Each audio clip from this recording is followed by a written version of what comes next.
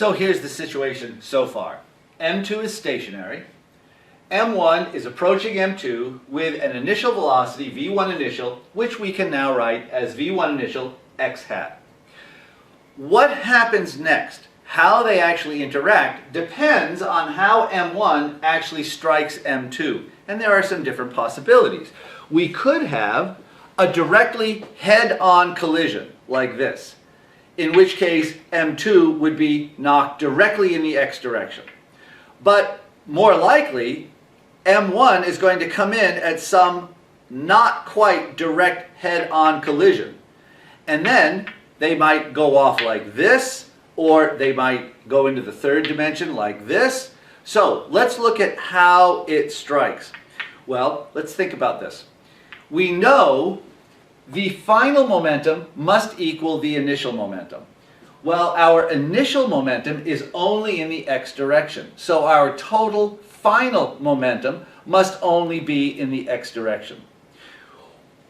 Which means when they strike, if M1 goes in the positive z direction, M2 must go in the negative z direction. If M1 goes in the positive y direction, M2 must go in the negative y direction. Okay? With equal momenta. So the y momentum of one must balance the y momentum of the other, and the z momentum of one must balance the z momentum of the other. So what we can actually do is, however they go off, we'll define that plane that they're in, we'll define that as the xy plane. So we really, even for a general situation, we can really look at this in just 2 dimensions. So we'll rotate our y plane to include whatever the direction is, whatever the third direction is that the masses move. So we really only need to consider a 2-dimensional problem. This is very interesting. A general 3-dimensional problem, by first moving into the frame of reference of M2, we can turn into a 2-dimensional problem. Okay, now, how can these objects strike each other? Well, we might have, like I said, M1 and M2 having a head-on collision. But more likely what's going to happen is M1 will be slightly above or below M2. In other words, the center line of M1 is not going to match the center line of M2. This distance here is called B, the impact parameter.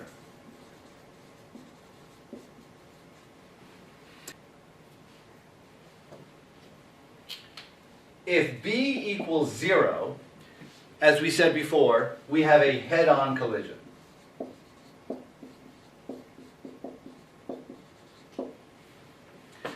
But if B is greater than 0,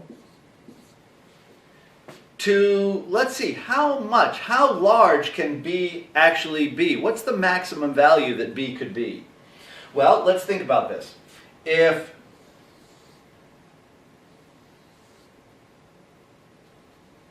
If we had just a barely touching interaction, then the distance from the center of M1 to the center of M2 would be, well, this distance would be the radius of mass 1. We'll call that R1.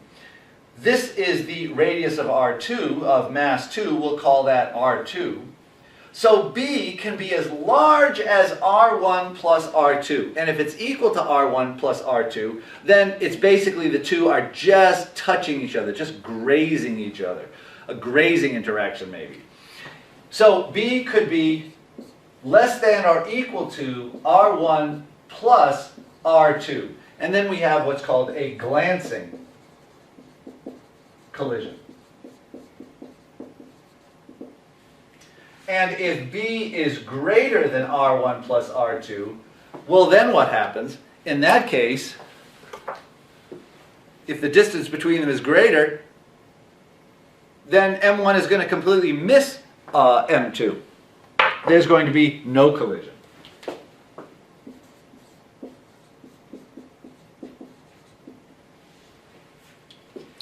So let's imagine that B is less than R1 plus R2. If it's actually equal to it, maybe there is no interaction anyways. So we'll say it's less than R1 plus R2. So let's imagine that B is something that's going to be less than R1 plus R2 anywhere down to 0. If it actually was below, then you could flip your coordinate system around and then it would be above anyway. So it's in complete generality. So we'll assume that M1 is above, so to speak, M2, and we have some impact parameter B. So what kind of interaction are we going to have in that case? Let's imagine that we've got M1 coming in, again with some initial velocity, V1 initial, that's only in the x direction. It strikes M2, and then M1 goes up in this direction at V1 final, and M2 goes down this direction at V2 final. Let's say M1 is now moving at some angle theta 1 above the x-axis, and M2 is moving at some angle theta 2 below the x-axis. So what can we do? How much can we actually say about this? Well, we know that momentum is conserved, so we know that the total initial momentum, which is M1 V1 initial vector, must equal the total final momentum, which is M1 V1 final plus M2 V2 final. And in terms of the components, if we look at the x component, this is going to be M1 V1 initial because it is purely in the x direction. And this is going to be M1, and then what is the x component of V1 final? It's going to be the magnitude V1 final cosine theta 1. And then for V2 final, this is going to be plus M2.